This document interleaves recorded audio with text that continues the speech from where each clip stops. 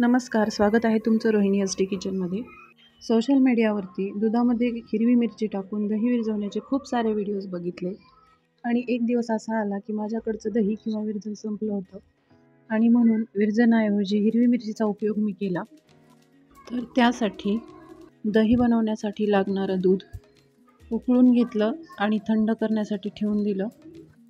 दूध बऱ्यापैकी थंड होत आलं होतं आणि दूध थंड होत आल्यावर मी 1 किंवा 2 नाही तर 6 हिरव्या मिरच्या त्या दुधामध्ये टाकल्या, कारण दूध विरघळेल का नाही याची मला गॅरंटी नव्हती आणि दह्याऐवजी मी हिरव्या मिरच्या टाकल्या.